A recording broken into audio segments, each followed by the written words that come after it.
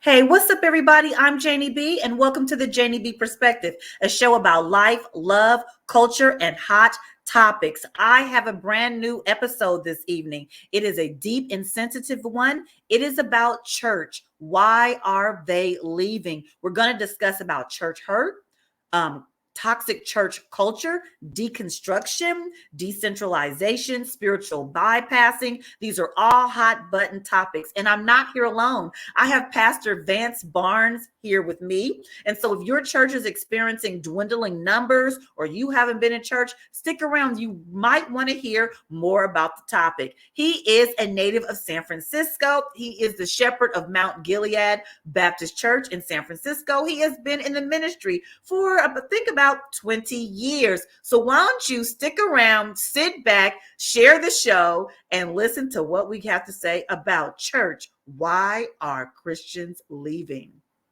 Well, hello there. How are you doing? I am amazing. How are you?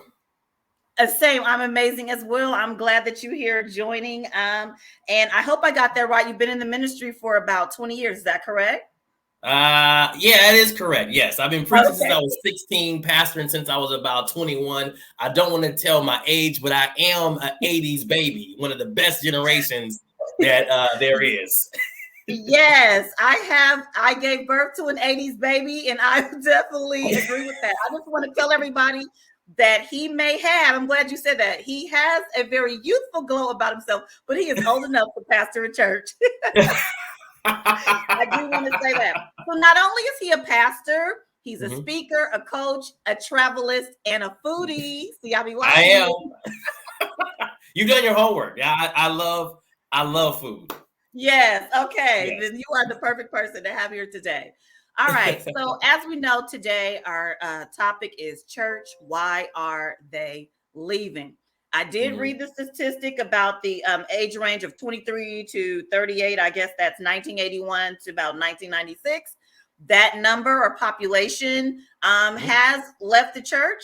And have you experienced members or millennials leaving your church? And do you have a strategy to keep them? Great question. And that's a loaded one as well. But I would like to say that, in short, they are physically leaving the church. Okay. However, I don't think that they're all leaving God. I believe that the way they are accessing ministry is different. And unfortunately, where churches are today, a lot of them are not meeting the millennials where they are. I mean, think about it for a second. I mean, you can get everything on your phone. You can get everything online from food to taxis to you can even go to school through your phone. Yes, so I won't say that there is a large number that are leaving the church, but it's not as large as we think. I think that even though a lot of them are leaving, they're not all leaving God. And the ones that are still with God are accessing church via a different platform. And unfortunately, the church has not been able to shift with the times. Exactly. No, that's good that you say that, because sometimes I think when we hear they're leaving the church, we're like, oh, they left God. Right. Well, I think one of the things that the older generation, seasoned generation has to understand is that the message doesn't change. The gospel does not Yeah. change. Gospel is the Right. life, death, burial, and resurrection of Jesus Christ, and that doesn't change. However, our methods have to change, and so we can no longer be the church that say this is how we do it, and you have to receive it how we give it to you, because you'll find yourself obsolete. Think about the pandemic for a second, when everybody was sheltered in place. A lot of the businesses had to shift with the times.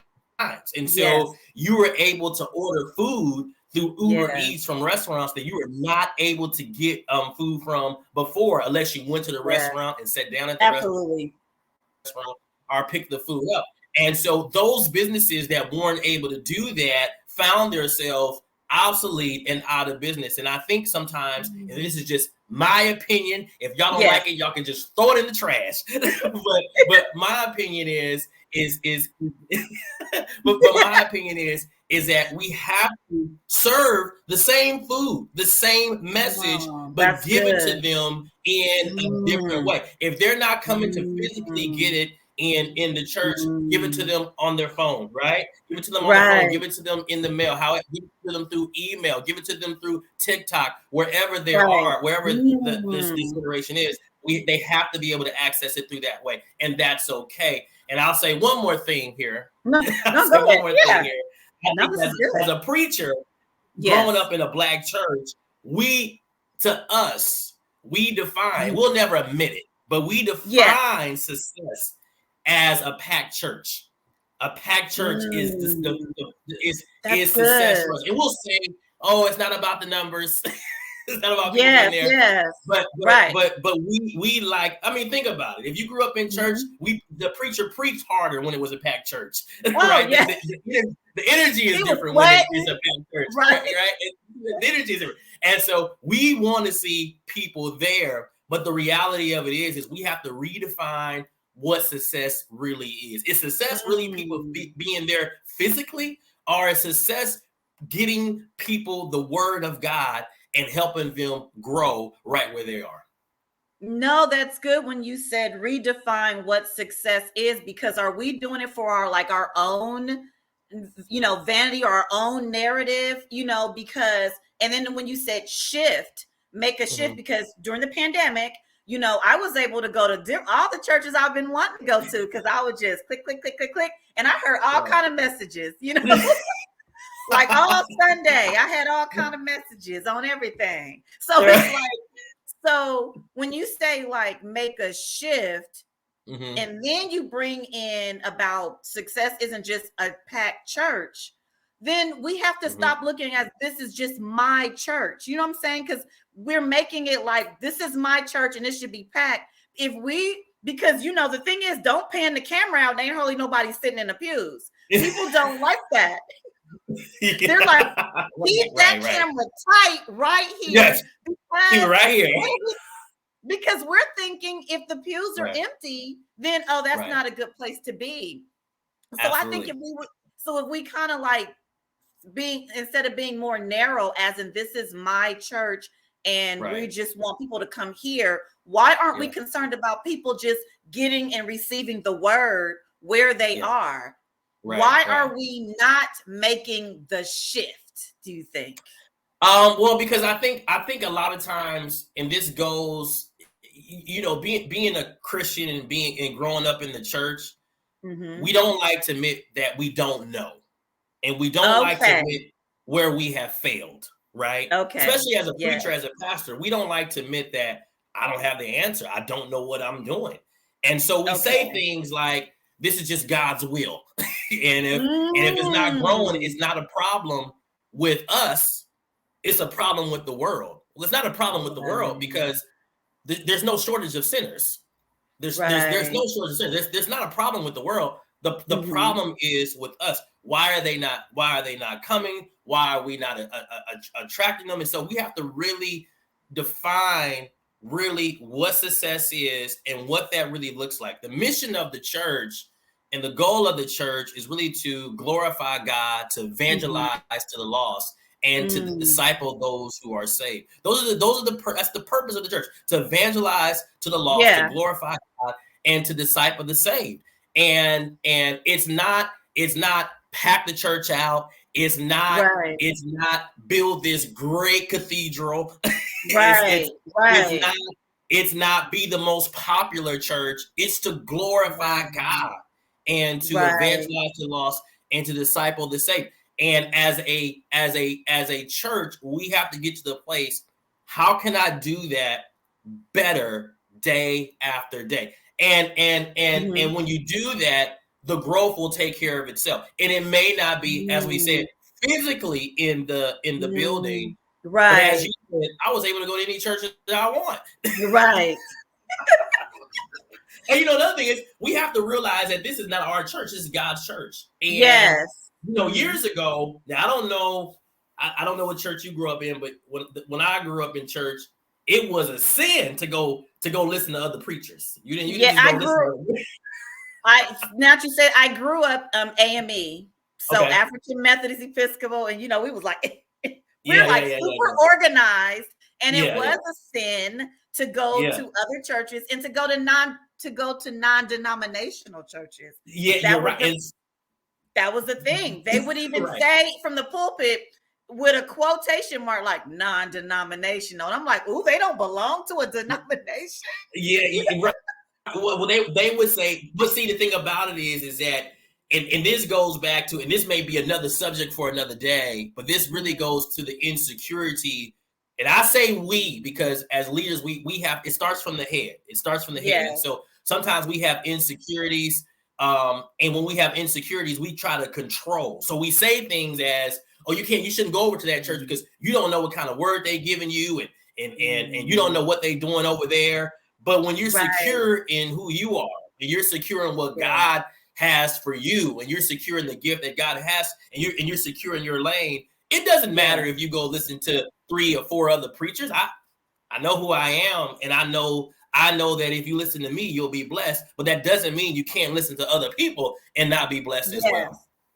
Yeah. Right. I put up as the church relevant or relevancy because of something you said Mhm. um about saying it's God's will, and Mhm. sometimes placing that, I'm just using the word blame, on the Mhm. people, on the Mhm. members, and not taking the accountability, from leadership or from the organization of church itself. And Mhm. then you said the word control. When I was Mhm. growing up, I felt like church was just trying to control my behavior.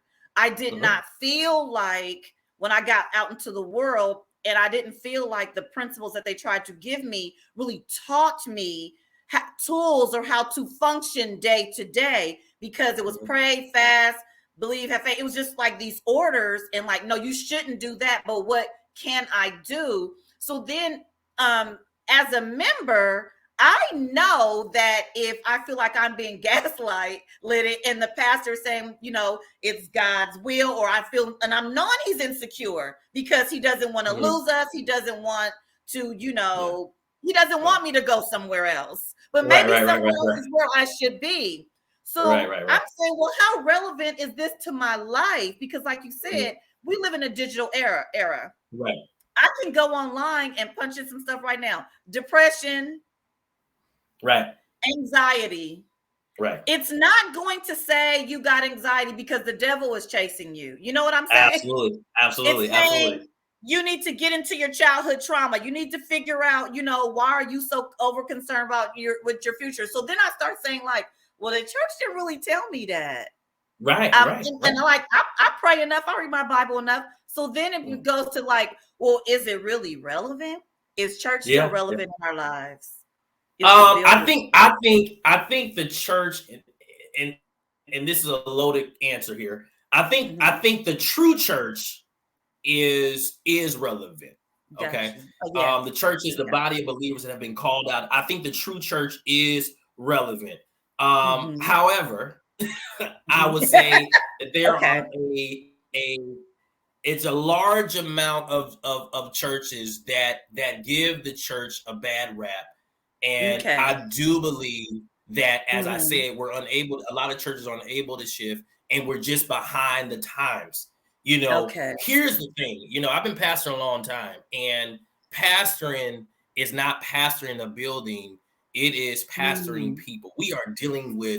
we are leading, guiding people who have lives, right? They have Yes. lives. Yeah. Mm-hmm. They have Yeah. lives. And so one of the Yeah. things that this, going back to millennials and things like that, you can't just sit me in a building and tell Yeah. me, don't worry about depression, don't worry about it, it's gonna be okay, just shout. Nah, it's not okay. Yeah. It Right. is Right. not Right. okay. Yeah. And I Mm-hmm. love my grandparents, and I Yeah. love the ones that came before me, and Mm-hmm. and they were okay with that. A lot of them were okay with that, Right. but my generation and younger, they're not Right. okay with that, because Right. I have Mm-hmm. real when he fed, well, he heals many people in the Bible, and then he feeds 5,000 with 2 fish and 5 loaves. So he met Yeah. the spiritual need, and he also met the physical need. We got to realize that as leaders is that we can't just preach and teach, praise, shout, dance, and then on Monday morning we have people that's dealing with suicide. We have people Yes. that's dealing with depression. We have people Yes. that are dealing with abuse, and it's Yes. okay to address Yes. those things. I remember years ago, I received a lot of Mm-hmm. backlash because I did a service called "Saved, Sanctified, and Suicidal." Because I talked Mm-hmm. about, and when I started Yeah. pastoring, I mean, we were having church, people shouting, people dancing, speaking in tongues, and then Yes. on Monday, they don't even Yes. want to live anymore. They Right. don't even want to live anymore. And I Right. said, we got to address that. And so Yes. I think to be relevant, we have to speak to and address the needs and address what's going on. And you do that. Well, how do Mm. we remain relevant? It goes beyond, well, we're gonna have a dress day on Sunday. It goes beyond that. Right? That's It goes because beyond that. right, because when politicians do that, we Yeah, say yeah. that's performative. Right. We say, oh, they're just performing. They threw on a kente cloth. You know what I'm Yeah, yeah, saying? And yeah, they got yeah. on their knees and they played the drums. And then, or Right. they give us another holiday. They made it official. We're like, okay, but y'all really didn't change no policies around here, you know? Right. Right. So I Yeah. mean, when when I was growing up, and they wanted to make the church, oh, we gonna wear denim Sunday. We gonna bring in the drums. We thought it was I'm corny. dealing with real issues. Yeah, right. And that's one of the reasons why I believe a lot of the millennials are leaving church, is because we become too shallow. It's like, I got Yeah. all these issues, and you want to tell me, oh, come to church, we're gonna have a gospel hip hop. I mean, it's cool. Yeah. It's cool, Right. but we got to deal with what's really going on in my life. We got people that are dealing with doubt, and we Yeah. got people that's dealing with sexual identity. We have people that's dealing with, as you said, Addiction. depression and Mhm. suicidal thoughts, and health, and Addiction. abuse, and being molested. And so I don't want to come to church and just Yes. hear shout, it's gonna be okay. Now tell Right. me why Mhm. God has me going through it. And you can't tell me, oh, because it's to help somebody else out. God has me being molested to help somebody else out. God Come has me on. being And abused to help to be a witness. That doesn't make any sense, right? no, it So we doesn't. gotta really teach people how to. We gotta really be honest. We gotta be Yes. honest and really help people work through. And if we don't know how to Yes. fix it, bring in somebody that does. Yes. No, I like that you said that, because it's like 2 years ago I learned the term spiritual bypassing. And I was like, Mm-hmm. oh yeah, that Yeah. covers a lot of stuff. Like you said, Mm-hmm. we know 1 in 4 women, as we say, we don't even know really for boys or males, because that's underreported because of the Right. stigma. So we know, like, Yeah. 1 in 4, like regarding sexual abuse for women. Mm-hmm. So we know somebody is sitting in that church and they've Right. been molested, they've been raped, Absolutely. they've been sexually abused. And like you Right. said, if you're hearing, well, God is using your pain, as you said, and it's to help somebody else, you're starting to be like, well, God kind of mean. Like, Yeah. I Right. didn't, like, what's wrong with me? Like, I didn't deserve this. I don't want to be, the strongest soldier. I always say that. Right. Like, Right. I didn't ask for that. I didn't give Yeah. consent for that. You know what I'm saying? So, Right. so I'm saying that we have like this gap between just slapping spirituality on something and not getting to the crux of the problem. Like, are we ashamed to admit that some of us have sexual battles? People have sexual addictions. There are people who have, substance abuse issues and things like that. And I don't think we always need to hear what we're doing wrong, but we need to be empowered. We need to be encouraged, that that we can get through it. And then, like you said, the other gap I want to mention is a pastor or leadership not knowing, because maybe they haven't dealt with it, or maybe they dealt with it in their own way, which may not have been healthy. And now you're giving this information, bringing in someone who knows. Because when you do that, and I think, is there a fear of bringing in like mental health professionals, or bringing in, therapists or coaching or counselors, people who are experts in this field, who like have degrees or have experience or they've worked with hundreds of patients. So it's they can, I think not everything is spiritual. I think sometimes it's psychological is what I want to say. Yeah. You're right.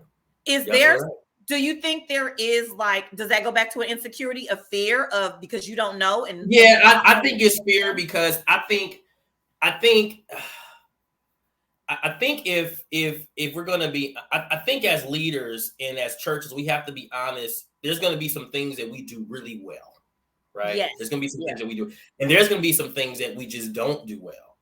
And when you don't do it well, it's not okay to just dismiss it. And I think we dismiss it because we don't know. Right?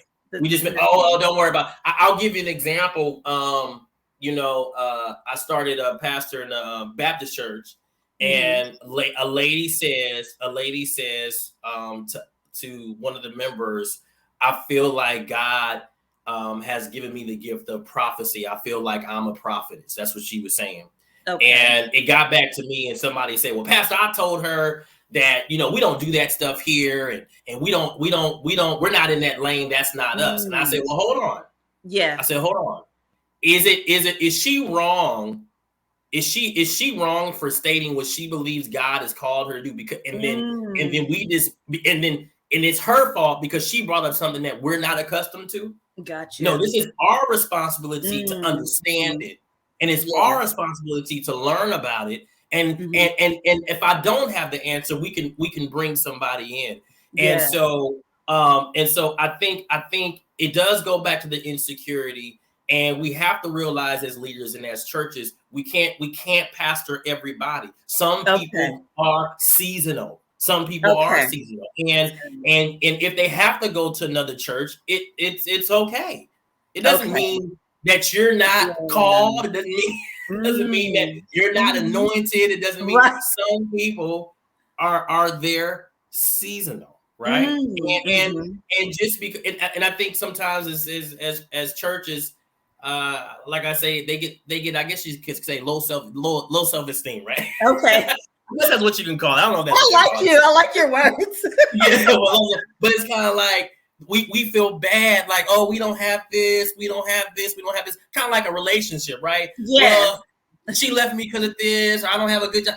Some people are just not going to be there forever, and it is okay. But going back to the purpose of the church, glorify God, evangelize to the lost, and disciple the saved. I want to make sure that I'm helping everybody that God has connected me to for this season. I want to make sure that I'm helping them grow, not just spiritually, but also to help their physical needs as well. And it goes back to defining what is true success look like. I'm not trying to look good in front of the eyes of the other pastors. Yes, right. I'm not trying to. I got 2,500, doc. I'm trying to help people, because again, people are out there not wanting to live in the pews. We're not talking about people that are not saved. In the pews. Yeah, and as a leader and as a church, that should matter to us. Yes. That should matter. Yes. Backtracking what you said about we should not be dismissing those things, the things that we can't change, or that we're having a problem we're challenged in. that Mhm. we need to work on. Those are things that we need to work on instead of going, next. And I like when you said also about pastors having responsibility or leadership having responsibility, because it's almost like I think of it as, because so many of us grew up in church, especially in the Black community. Oh yeah. The church was like our parent as well. If the Yeah. church takes responsibility, I'm Mhm. learning that conditioning as a Yeah. member. I'm going to Yeah. learn to take accountability in my life. I'm going Right. to learn to be responsible. So the lessons that we get in church aren't always from our mouth, but it's what's modeled to us as well. Absolutely. Absolutely. Because Yeah. that's how even children learn. I have Yeah. 4, raised 2 boys, 2 girls. And Yeah. looking back now, I look and see, I know what I modeled because I can see it in I see my work in my kids. I Yeah. see my Yeah. Yeah. work. Yeah. And I think of that as the church. You can see your Yeah. work in your congregation. That's Yeah. how I Yeah. feel. So it makes It me even think. goes to. Oh, go ahead. Go ahead. No, go ahead. You can take It it. even goes back to how we welcome people at church. People say, Yes. well, everybody's welcome. Everybody's Yes. welcome, but we don't really speak to them if they look different. Everybody's welcome, but we don't let them participate if they look or act different, right? Like, and That's how right. well, you can come to our church, but you don't shake my hand. I'll Yes. give an example. Anybody that knows me, they know. I don't even wear suits anymore. I mean, if I go visit a client, sometimes Yeah. I wear a suit, but Yeah. I'm preaching in hoodies and t-shirts and things like that. Yes. And I went to the church one time, and I was in t-shirt and jeans, and I sat in the back, and the service was nobody spoke to me. I won't mention the name of the church, right? But Yeah. nobody spoke to me, not one person. And finally, the pastor says, "That's Pastor Vance in the back," and like 4 people. Oh my God, I didn't know. I'm so sorry. I didn't know you were Pastor Barnes. It shouldn't take for me to have a title, because if you did it to me. Yes. How many other people have? So when we say the millennials are not coming to church, they live in any kind of way. When they get there, we don't even address them. We're not even talking to them, right? That's right. And so yeah, I do believe that we have to change our behavior, because our behavior really sets the tone. It really sets the tone. And behavior, back to children, I like using those analogies. Gotcha. It's just like with old school parenting, because I'm a Gen Xer. I'm 51. I'll be 52. I'm just gonna say my age. Okay, y'all, you heard it. Okay. So there was a time, there's this thing now, gentle parenting, conscious parenting, because I was raised under, you do as I say, not as I do. Right. So over time, as we study humans and life evolves and people evolve, we learn new things. And I do think that the church gets stuck in that old way. And it's like now my oldest daughter has 2 kids, so I have 2 grandchildren. So now I'm using this conscious parenting. The message is still the same. You still have to follow the rules. You still have to respect everybody. But like you said, the method is different, and it's healthier. They're understanding. Because as humans, we do learn and evolve. We're all modern people. I don't care how traditional we say we are. We're living in 2022. You know what I'm saying? Right. We are doing modern things because we live in today's world. So this you raise a good point, because times have changed, and so years ago, your parents do this. Why? Because I'm your mom, I'm your dad. You do it because I say so. And that transition to the church. Well, Bishop said, or the pastor said.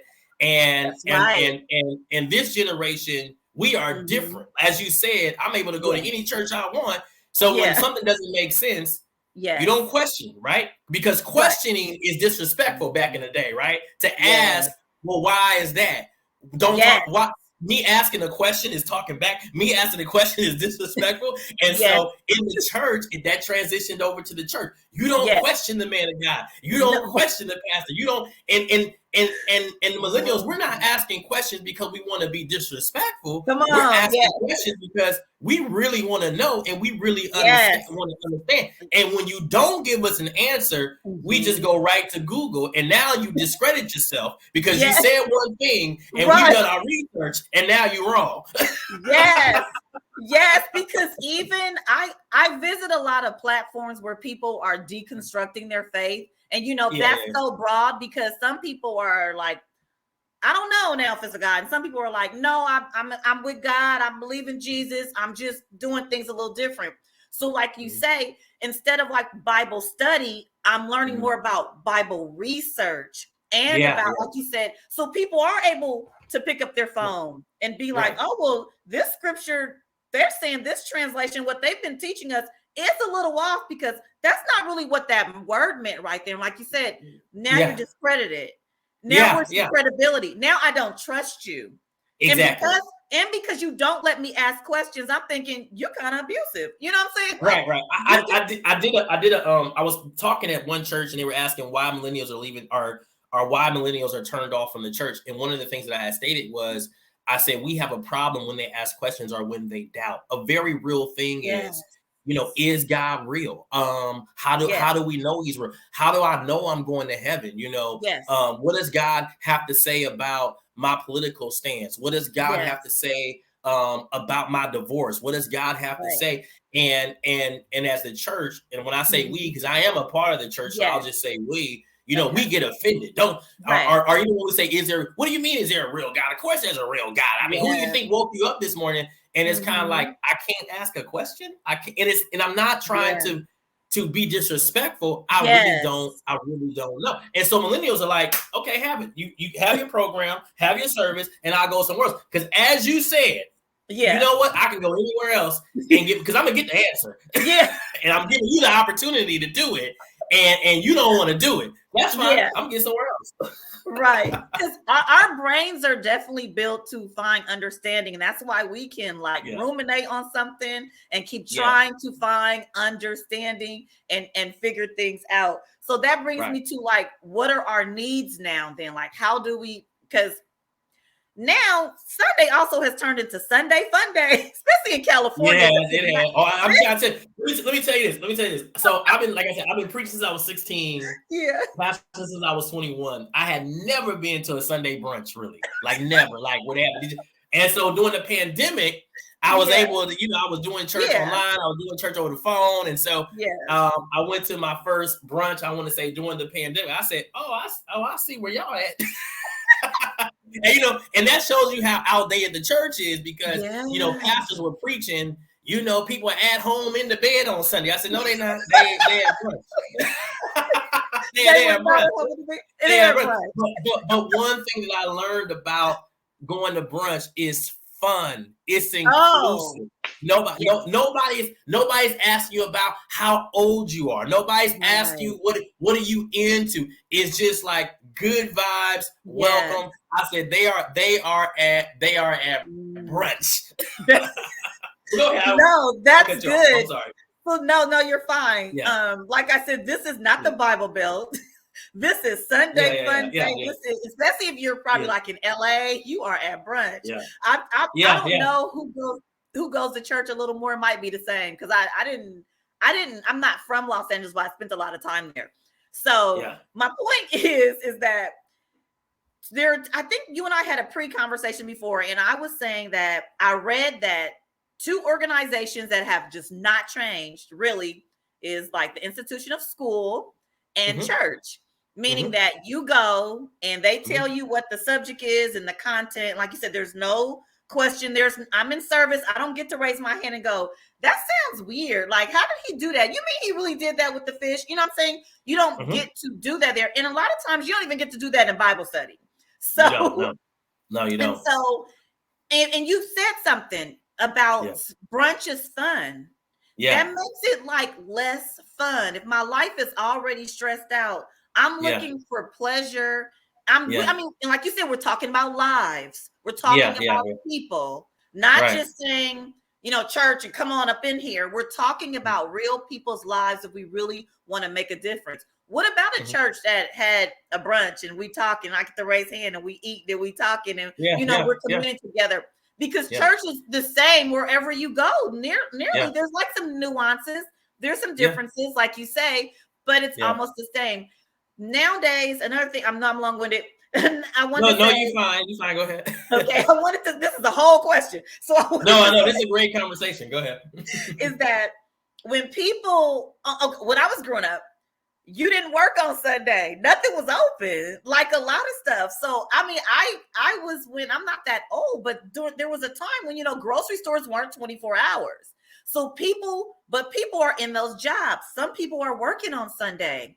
Some people work two jobs and like Sunday is my only day. Right. I can't do it. You Well, have well, people. well. Here's the thing. You Yeah. go where you go where you find value. Now, I'm Yes. not saying that people don't find value in God, but think Yes. about it. If I'm a millennial and I've been and times have changed. In the 50s, people weren't working 3 or 4 jobs. No. I met somebody the other day. He said he had 3 jobs. He does his job on Monday and Tuesday. And so when you think about it, on Sunday, you want me to come to a place that doesn't even speak to my issues? Right. Devil is a lie. Right. Exactly. And Never so mind. there's nothing wrong with having a brunch on Sundays and Right.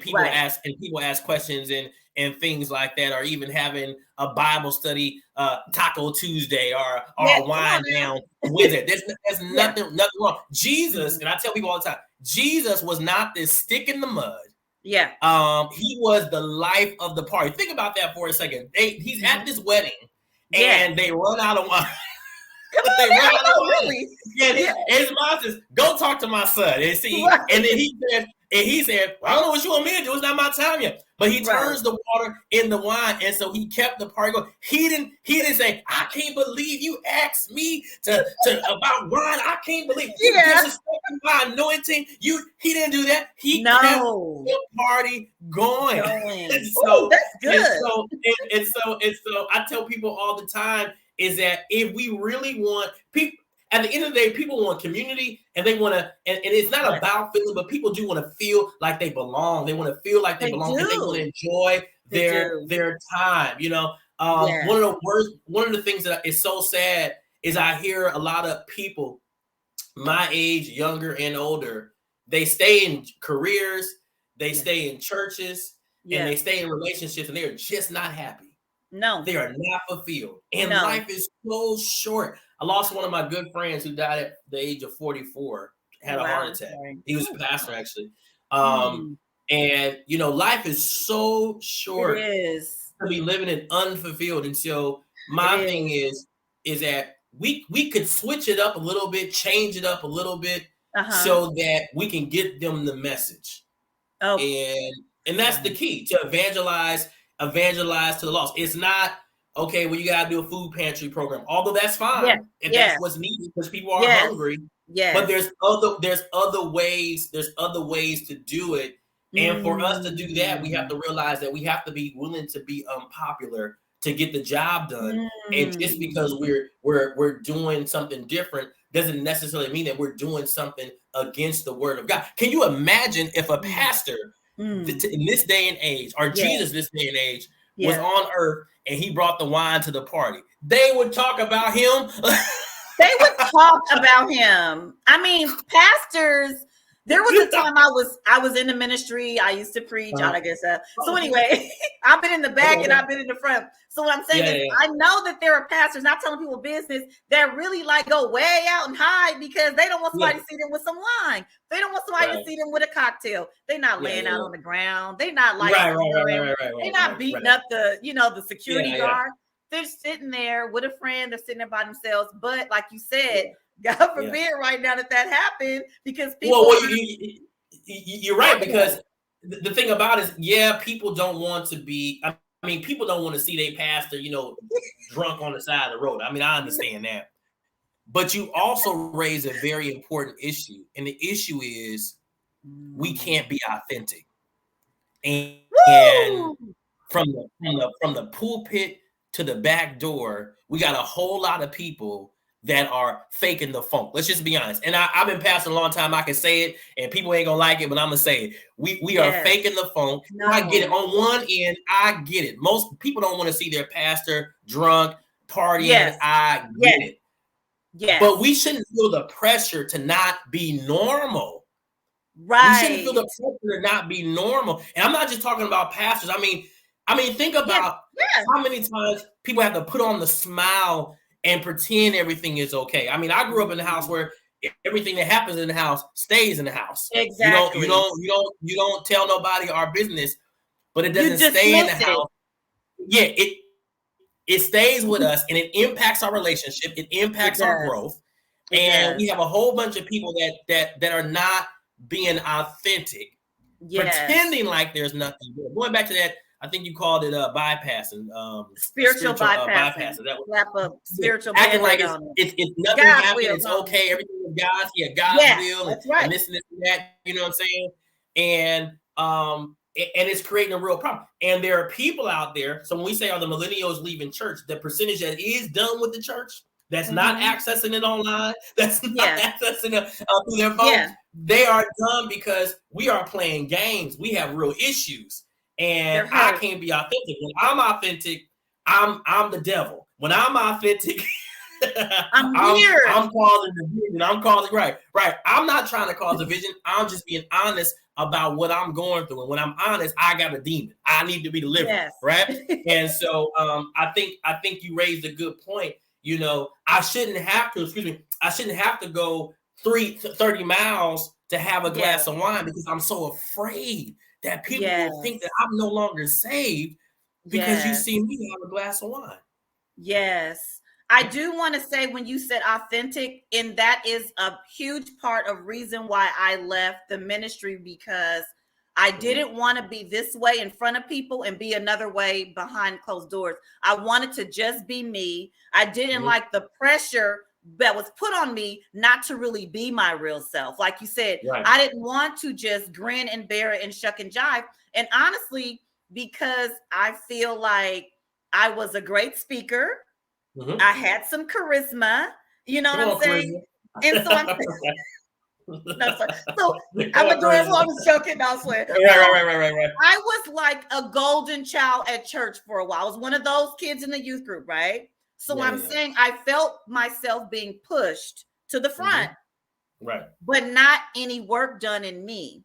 And so I want to talk about some church hurt and leadership as well, because I think there's church hurt in the leadership. I think there's people who've been pushed to the front. Because they got it. They're called, they're anointed. You know, they are an influencer, they are a leader, but they haven't dealt with their own pain, their own demons, and their own hurt. And so now we have a person, or when I say leadership, I mean either the pastor or those just, you know, I come from where it was a steward board. I don't know how everybody else did it. So it's like, and they ran things. So I'm saying, I'm saying like the leadership then, if nobody's dealt with themselves, it's just it's just this toxic culture and this cycle of no questions. We just miss things. Don't ask, don't tell. Don't tell. We don't deal, you know, we just move on, and this happened. And that makes people hurt. That makes people, like you said, it does make people hurt. And it's so much. Think about it for a second. You're pushed to the front. You are the it person. I mean, maybe singing, preaching, whatever. You are the it person. And you go through a divorce. I'm just bringing that up as example. And I mean, divorce is more common nowadays, so it may not be seen as bad, but you go through a divorce, or you get caught in a scandal or whatnot, and everybody just abandons you. That's traumatic. That is traumatic. Regardless, and I'm not saying if you're right, if you're wrong in this situation. Everybody wants a sense of belonging. That's why people join gangs. That's why people join societies. People will say, I don't need nobody. I don't get no. Everybody wants to know. And think about it. You've been in church, and I'm just not talking about you, but you go to church for so long and you build this brand. And you're honest about, you know, I had suicidal thoughts, or somebody finds out that you got drunk, or they found out that something happened that Yes. was against the law or against the Yes. word of God that we believe. And it creates this toxic environment because you're exposed, but you got everybody else hiding. And so since they're hiding, they got to back away because now you're making the block too hot. Right. That's a good one. Yes. And so now, I didn't think of that. So now, you know what I'm saying? So now I can't be around you because since you found out, somebody else may find me out. And so I, you know what I'm saying? Right. You know, and it's just not okay. It's not okay. And that's another reason why, and this is not just millennials, people in general are leaving the church because they are hurt. And because the thing about it is you will give your money, sow your seeds, tithe, and you make one mistake that can make the church look bad, or that can make the pastor look bad, or the brand look bad. They will disassociate themselves with you so quick. No, like you said, about the block and they'll say, we still love you, but there's a difference because you can't fake energy. You can't fake energy. And so it's a real thing. And I'll say this, and hopefully I don't get in trouble for saying this, but I think sometimes in the Black culture we blame the victim too much. Oh, absolutely. Go ahead. No, I was going to say, and I think that falls under you all on my bullet points. I'm like, wait a minute. That is toxic. Right. I think the church hurt and the toxic culture kind of go together. True. And you're right. That creates a toxic environment. And it's almost like when I did leave, I remember when I first left the AME church, because we used to wear shirts that says proud AME, you know what I'm saying? Proud African Methodist Episcopal. Right. We are very proud. Like our church even say like born and bred. That's what our church would say, right? Yeah. Like you said, it's like a branding on us. So when I left to go to another church, and I left, and because I'm in the Bay Area, I left Brookings AME and I went to Love Center, and they thought I had lost my mind. And when I say people distance themselves from me, they distance themselves from me. Like, and I was like, what? Like, oh my God, I thought you guys were so into my whole, being, but because I'm not there, and because I'm somewhere where you're questioning or whatever, I'm saying now all of a sudden I'm I'm one of them, I'm over there, and I start seeing how church and people came in, and I was guilty. How I didn't see people as a person in their life. I was just like, let me make them feel good, and you know what, and cry and shout and jump. And then now I was back in the pew, not behind the scene, and I was just a person. And so now I know authenticity, because if you bring somebody in the church who ain't church, they know when people faking the fun. They be like, I'm not coming back here. They're like, you been bragging on this church, I'm not coming back here. And then they're like, And so I think if we can care for more about leadership, pastors, that we can affect a change. Because remember what you said about it's like a lot of pressure of not being a certain way in front of everybody. I got to go 30 miles away, whatever. You have to have some fun or something like that, and people are judging you. That's going to affect the way you delivering your sermon. That's going to affect the way you talk, you touching people. So what we really doing? It's toxic. It's like a toxic relationship where we're not discussing anything. We just sweeping stuff under the carpet, and we think this marriage gonna last. You think your members gonna stay? Right. In this generation, we are more like, shoot, in the 20s and 30s, people hid what they did, right? They hid it, they was having kids. And I'm just saying, if they had kids by different fathers, they really didn't say it. Everybody knew it. we just didn't say it. One had red hair, but nobody's like. but nowadays it's just, this is just what I am. And so Yes. the disconnect is you got a generation that's hiding who they are. Right. Yes. And that's afraid to be afraid to be honest. And when we say be honest and be authentic, it doesn't necessarily mean that we just want to be sinful. That's not what we're saying. But this is really what I'm doing. This is really what I'm going through. And so you have that generation that's hiding who they are, and then you have this generation who's honest about who they are, and then you put them in the same sanctuary. And you got the preacher that's preaching left. And what are you talking about? Right. No, that's good. What are you talking about? You know what I'm saying? And there's a disconnect, and it's so hard because we'll pretend we don't know what's going on. We pretend we don't see it until it's exposed, and then when it's exposed, then we disassociate ourselves with you. And then going back to what I was saying about victim blaming, because I want to make sure that I thought that was good. Is that we'll see people say, you know, if a woman was raped, we'll say, well, what were you doing at 2 o'clock in the morning? Right. Well, no is no. People can change their mind, and maybe I have 3 sisters. I'm the only boy. Yeah, but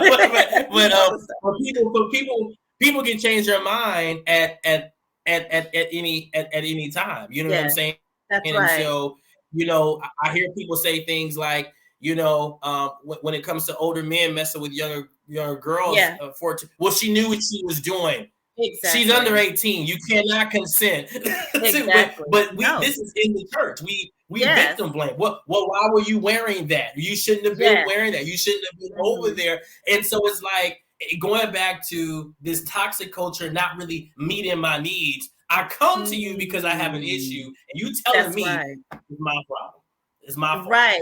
No, it's like my daughter and I were walking to the gym, and you know, it's darker now, so it's down the street. So we're trying to like walk there, walk back. We're trying to get the whole, you know, exercise thing going and work out. And so it was dark, and I was walking, and she was a little ahead of me, and I thought, wow, we're 2 women walking at night. I stopped her. I said, why can't 2 women walk at night? Because then I was thinking, if something happens, they're going to say, why was you and your daughter? And I said, wow, someone shouldn't attack me. I'm a human, and I have a right to walk down the street, and I can walk down the street on a dark street, and I should feel safe. We know that's not the world, but because I'm a woman, it shouldn't change. So in toxic church culture, since we mentioned in women experience church differently from men, I can say, because a lot of leadership is male. And so you're getting a very male perspective. He's going to deliver a sermon, or he's going to talk about relationship in marriage. They try to be balanced and fair, but a lot of it is heavy on what's beneficial to the man.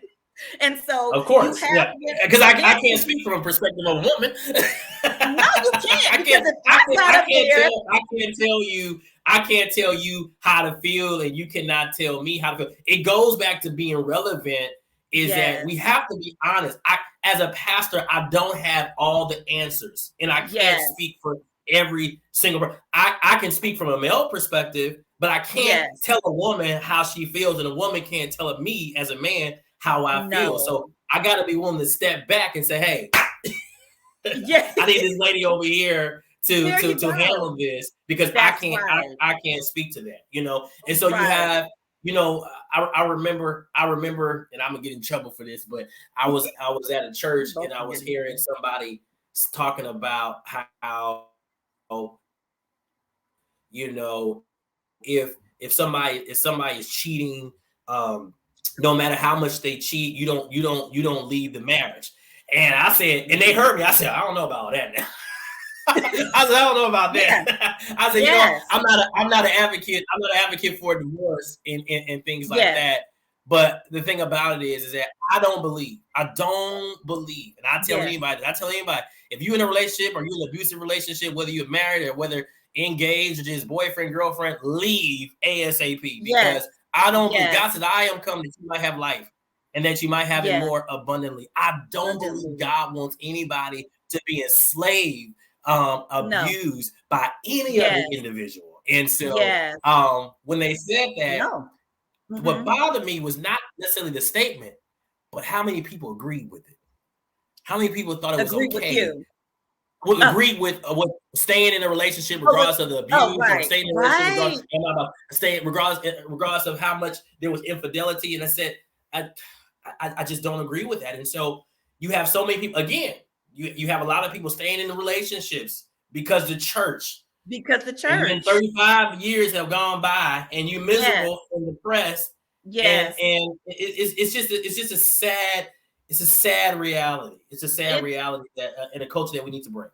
it's a sad reality. It's a sad cycle Right. because the environment is also seeping into because our spirituality and church is such a huge part of our lives, is seeping into our relationship, it's seeping it's in our psyche, it's in our DNA. So as you're saying, you do have women, because I'm a woman, I can't speak on that, because I've also been in the relationship that was abusive, and I was in church, and I was speaking, and I was preaching, and I was talking, and I felt like the church began to just idolize marriage so much that you're making single people feel out of place, because Wow. Yeah, that is true. That is true. Yes. Yes. I've been the single woman, I've been the divorced woman, and I've been Yeah. the married woman, right? Yeah. So it's like I've been everyone. So I feel, and it's like y'all out there just in the streets.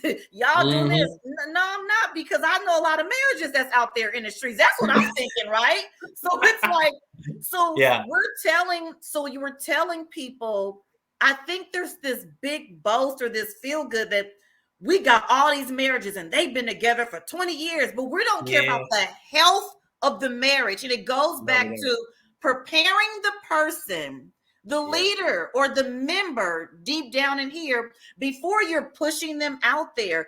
And I think we make it like it's, because there's a thing about being selfish in church. Because I grew up when it wasn't no self-love, it was no self-care, it was all sacrifice and suffer. And that meant you were close to God. Now, wow. Yeah. So I noticed a big kickback of, there is some people who kind of weaponize self-love. They're like, yeah, all these people loving themselves. I'm like, people need to love themselves. We have been neglecting our relationship with our own self, and we're just like, well, God, but you got to love yourself too. You know what I'm saying? Yeah. So I have to look. So we can't tell people, like you said, to stay somewhere where they're not being respected, they're not being honored, encouraged, and loved, and they're being abused, because that's what it is. And if it's not working, it's not working. Right. You're absolutely right. And not only just in the relationships, but in male and female relationships, but in the relationships in the church, pastor and preacher, or pastor and deacon, or pastor and worship leader. We create these toxic environments. This is the rules. You sacrifice, you do this, you do that. I remember, growing up when I was a preacher, I remember I wanted to go, I think I was going out of town or something. It was a sin for me to, they didn't say it was a sin, but they were treating it like it was a sin for me to go. Is it a sin that I'm taking off a Sunday to go out of town? Exactly. God's been good to you, and you're going to take a Sunday off, and it's that toxic environment. It's you know what I'm saying? And then here's the thing, and this is where depression comes in, because I'm doing it your way, right? And it's not working. And it's not working. And now I can't even talk to you about it because I'm wrong. No, and now I'm not trusting God. Yes, right? and the victim gets blamed because you're not praying enough. Your faith isn't strong enough. You don't have this was the one I grew up with. You don't have forgiveness in your heart. It's somebody you haven't forgiven because you're sick. You just want to sin. You just want to do whatever. And so it is that depression kicks in and it blames the victim. And you're right. You're not doing it right. I've done the way you said to do it. And when like you said, if I come back and tell you, that's not working. The marriage didn't get better because I thought the marriage was going to get better because they said, pay your dues. It's hard in the beginning. Oh, I'm not supposed to be getting slapped upside my head. No, not at all. You didn't teach me what you didn't teach me what I should not be accepting. You didn't teach me boundaries. Right. But if you can find some scriptures on boundaries, I'm sure. Right, you know what I'm saying? Even Jesus had some boundaries. You didn't teach me sometimes I'm going to have an alone season. You just kept telling me I need people so much that I should settle for anything. Right. So that ain't specifically the way you said it, but that's the modeling and the messaging that I'm getting. Right. That I'm getting. I want to pivot just a little bit. Go ahead. About church retention. Okay. Is the focus only on new members? Because, like you said, that's a big thing. But you already tapped into this anyway. You all in my topics now. When you said, but what about the people who are there? So 10 people left, but you got 30 people sitting there. Yeah. How does the church retain the members that we already have? Let me add something. Now, remember, you got members who've been in the church for a long time, right? Right. The person might have started in their 30s with their family, maybe, and they were married. Their children have grown, maybe went to college and moved away. They millennials. They don't even go to church no more. Right. Now I'm old. My husband has passed. Yeah. My needs have changed. Absolutely. From when I was there in my 30s with my kids and they was in the singing ministry and doing all this and everything like that. Right. This time I needed your food pantry because I didn't have a lot of food. Now I donate to the food pantry. I don't need the food, but I'm old. I can't make it there, and I need somebody to get my medication. My needs have changed. So how do we, I'm just giving an example of someone who has evolved and life has changed. How do we retain members? Is there an answer? I think as leaders, and I think I'm gonna put this on the leaders. I think as leaders, we have to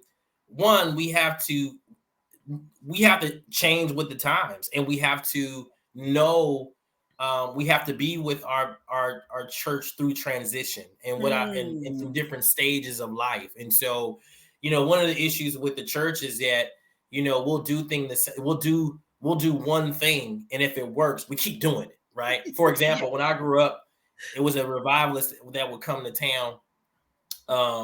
Every year they would bring this guy every year, and it started kind of dwindling down, and people were like, well, people just don't want to come to church. Nah, maybe we just tired of hearing him. like he's good, but like let's do something else. And as you said, as a member, 20 years ago, I needed some food, but now I don't need that anymore. And so the problem with the church is we still relying on that food pantry to build the ministry and stuff like that. Right. But I say that we have to constantly be assessing people's needs. Okay. And you do that by asking. We can't assume. The biggest mistake that we make as pastors, and I'm gonna put this on leaders, is we assume that we know. The Lord showed me this is, or we'll see what T.D. Jakes is doing. Ministries like T.D. Jakes and Noel Jones, and they do this thing. We got to do it here, and that's not always the case. As you said, you thinking that the member wants a food pantry, but she may just need help getting her medication. You don't know, but you don't find that out unless you talk to them. Yeah, what's going on in your life? How are you doing? If you can change, I ask people this. I'm in commercial lending. I ask people this all the time. What's one thing you would change about your business? And I may be thinking, they need marketing. I may be thinking, they need a delivery truck. And they may tell me something simple as, I have a real big problem understanding how to do taxes.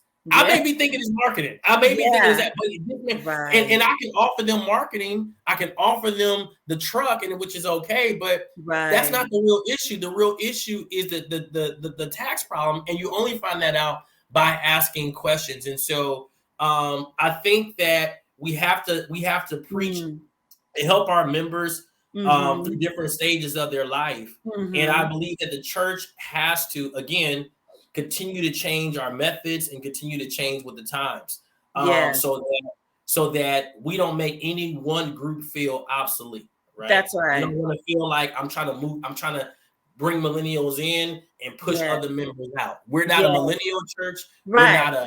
We're not a Generation X church. We are a people church. That's right. We are a people church, and we have to have something for every generation. So we just can't have, services that only geared towards young people. I got to have services and things that gear towards people in general.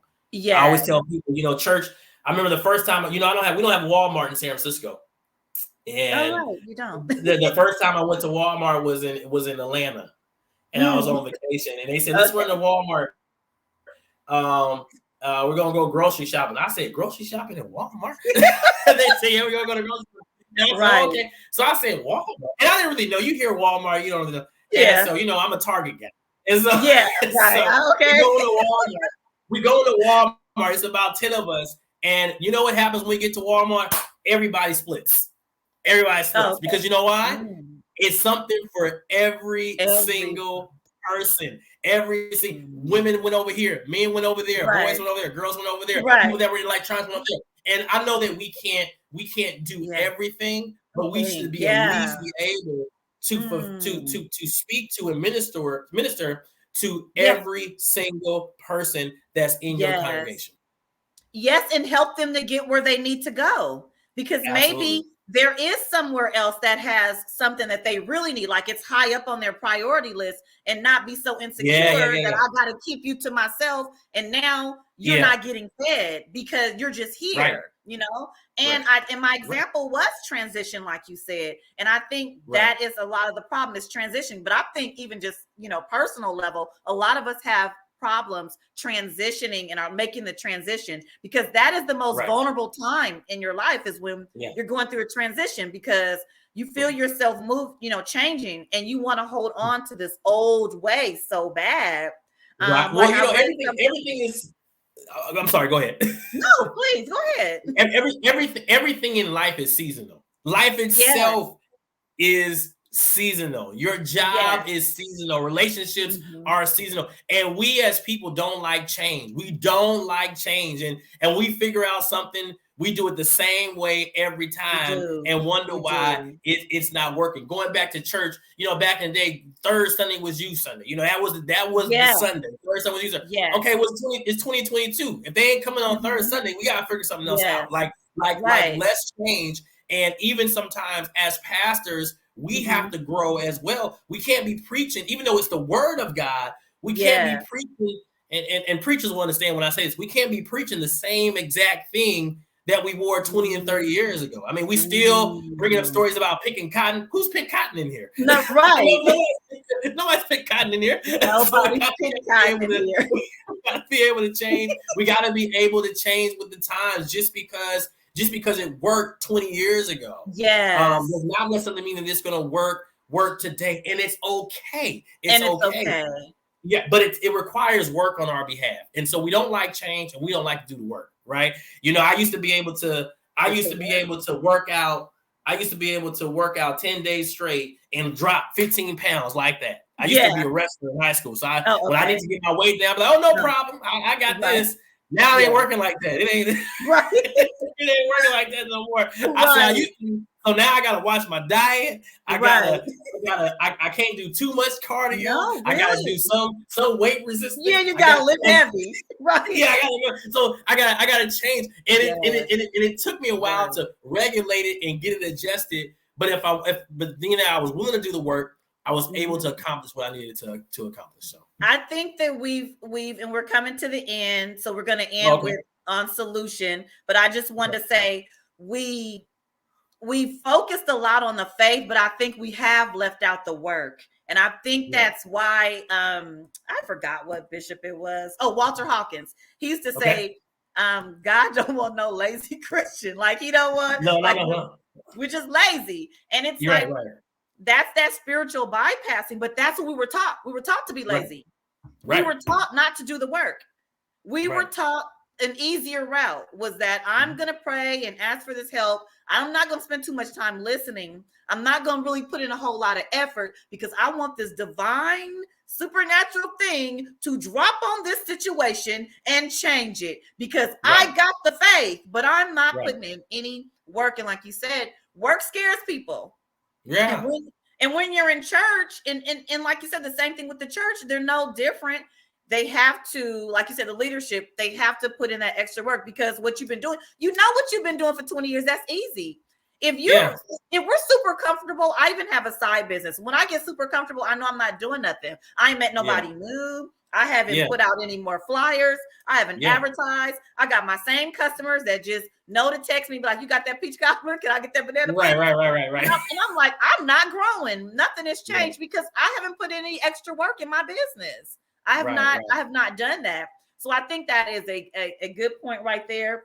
Asking people, having a team of people, and not that hierarchy sometimes that we see in church, that the pastor's just at the pedestal. We can take the pressure off of he or she and have a team of people who knows it, be like, you know what, we haven't addressed depression, we haven't addressed abuse, we haven't. To be honest, when I was in a youth group, before we get to solutions, they sent us to a sex education class. And one time I thought about it, I said it, but I said, wow, they were really ahead of the time.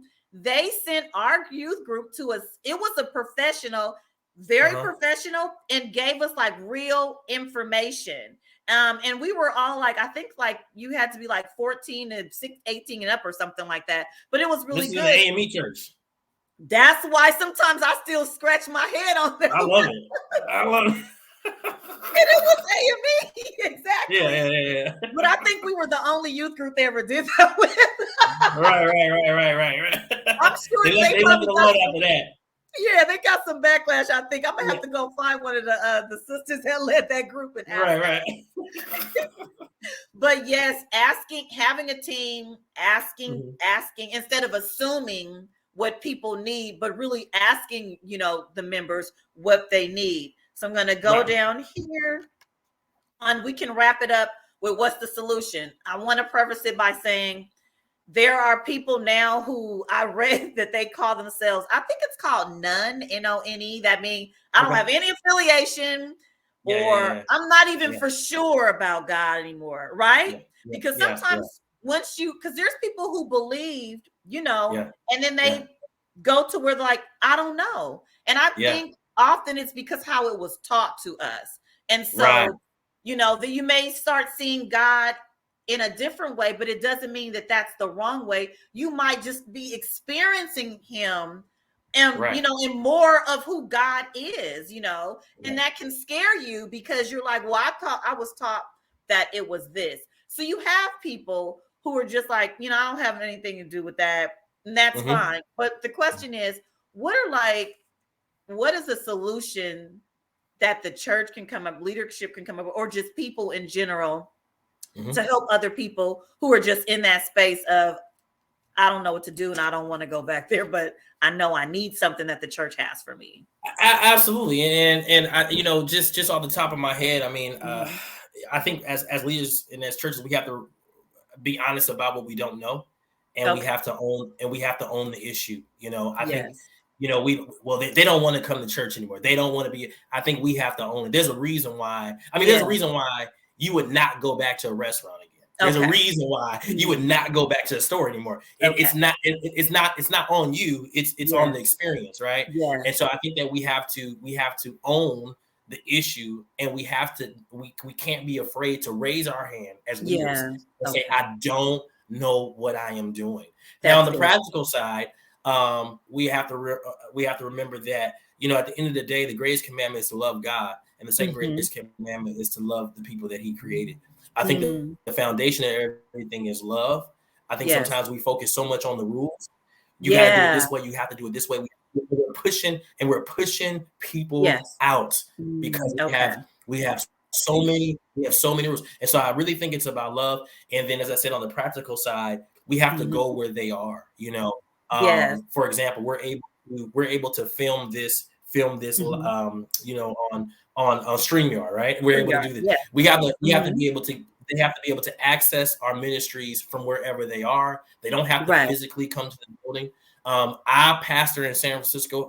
Quite a few of our members, as going back to what you said earlier, they've transitioned. They lived in San Francisco and they bought houses out. So it's kind of hard for them to come and drive into the city after they've been working in the city for 5 days. It's hard for them to come to the city on Sunday. Now, I could be a pastor to say, well, you do it 5 days, you might as well do it for the 6th day for Jesus. but I can also make it accessible. I can also, why even fight that battle, right? I can also make it available for them to dial in, to call in from wherever they are. And in order to meet the needs of the people, you got to talk to them. We cannot, as leaders, we cannot assume that we know. And we can't be afraid to address what we don't know. You know, Yes. people say, well, I don't know what to do to build my ministry. I don't know what to do to grow my ministry. I don't know what to do to appeal to our young people. It starts with just getting to know them, just getting to Yes. know them. And not asking, well, what should we do? No, ask them, Right. you know, what's going on in your life? Yes. And the more and the more you talk to them, the more you get to know them, then you find Yes. out what their need is. You know, there's things that you know about your children that they'll never actually tell you. You Yes. just know from being around them, right? Right. You know from Absolutely. being Yes. around them. Right. And then you ask them, well, hey, do you like this? Oh, that's cool. Or maybe this, maybe this. And then from there you can create programs and create things Right. from that. You know, That's I what remember it one is. time I did a Sunday and we brought in a drug specialist to talk about addiction specialist Okay. to talk about how to break addiction and how to speak to people that That's are in good. addiction. Right. And because what happened was is that a lot of people in my congregation have mothers and Yeah. have fathers Yes. that were addicted to crack, cocaine, Yes. and meth. Right. And I didn't know how to deal with it. Right. And so I let the expert, and this goes back to my professional world, let the experts be the expert. You're still the pastor, Yeah. but let the experts be the experts, because how much better of a person that they will be for the kingdom of God. That's And right. for their family, not just a better member, but a better man, a better woman for their family, for the kingdom of God. That's If right. you really got them the help that they need. Yes, if you really got them the help they need. It sounds like the solution is in conversations. I believe so. Yeah. Yeah, in conversations. And then the follow up behind it. actually doing the work. Actually doing the work. No, really. And then the conversations, the follow up behind it, putting in the work. And also, like you said, a church isn't sometimes going to be able to do every single thing. But if you see them putting forth an effort, that means a lot in relationships, because people just want to see effort. They want to see the conversation. They want to see the follow up. They want to be embraced and understood. And people want their needs met, and they want to belong to something. I thank you so much. Thank you for having me. Yes, it was a great conversation. I don't know if there's something coming up that you want to announce, or there's something else you want to say, or when does this air?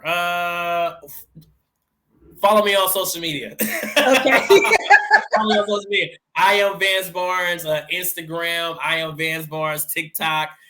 Vance Barnes on Facebook. You know, this new generation, the move is on TikTok and on yes. Well, it's not really on IG anymore, but IG and TikTok. I am Vance Barnes.